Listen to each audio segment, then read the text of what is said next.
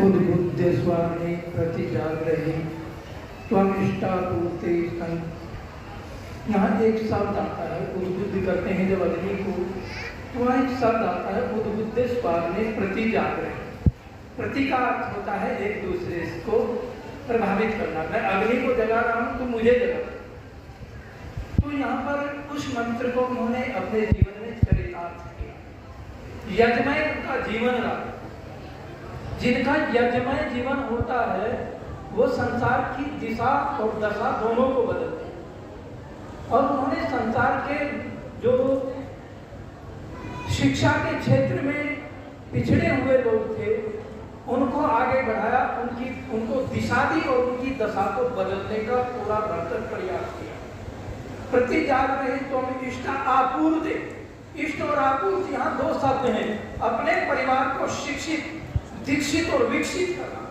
और जब अपना परिवार शिक्षित और दीक्षित हो जाए फिर समाज के लिए उन्होंने दोनों स्तंभों को, दोनों धाराओं को इस प्रकार से सिंचन किया कि आज वो देश को, राष्ट्र को पोषित कर रहे हैं, हल्लवित हो रहे हैं और इस देश की विकास में, इस देश के गरिमा और गौरव को अपने जीवन से अलंकृत कर रहे हैं।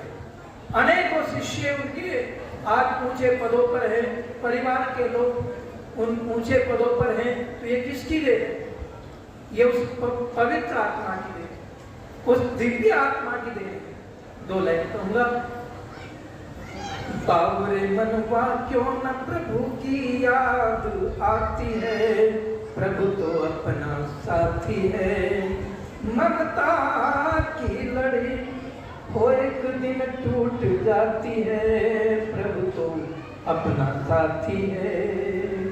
बावरे मनवा क्यों न प्रभु की याद आती है, प्रभु तो अपना साथी है।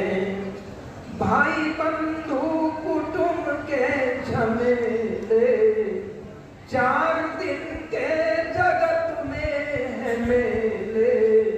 अकेले ही छोड़े सूरत जिनकी मन भाती है, प्रभु तो अपना साथी है। बावरे मनवा क्यों न प्रभु की याद आती है, प्रभु तो अपना साथी है। आने वाले तो जग से है जाते, ये भी माना कि लौट कर भी आते। पर पाते नहीं अपनों को, मिल यादें तड़पाती है, प्रभु तो अपना साथी है। बावरे मनवा क्यों न प्रभु की याद आती है, प्रभु तो अपना साथी है।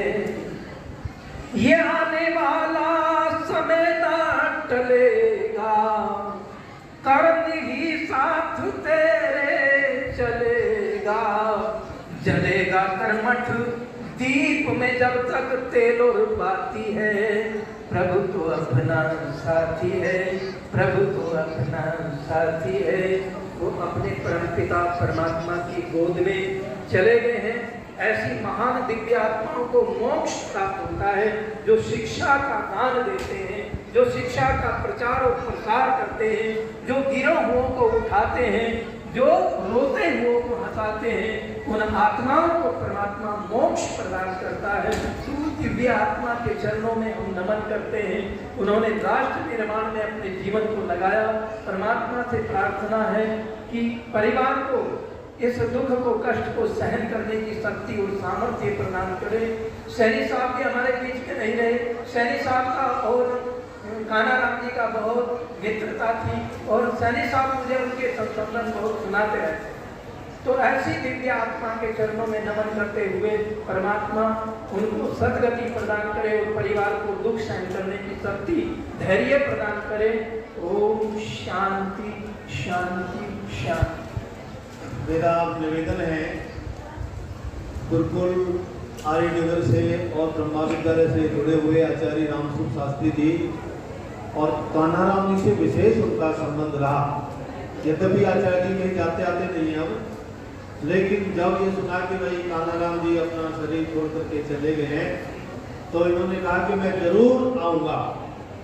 उनकी श्रद्धांजलि में मेरी श्रद्धा है, आऊँगा और दरबार से भाइयों से मुझे पता लगा कि भाई ये कहा कि प्रमोद जी को जरूर बुलाना मेरा नाम लेकर के, तो मैं भी बड़ा गौरव का अनुभव कर रहा हूँ। ऐसे ही महान आत्मा ने मेरे को पहले ही कहा हुआ, तो वही उस पवित्र आत्मा को श्रद्धांजलि देने के लिए मैं आचार्य रामस्वरूप जी से निवेदन करूंगा कि वो 10 मिनट के लिए अपने मुख्य व्याख्यान से हमें अनुग्रहित करेंगे।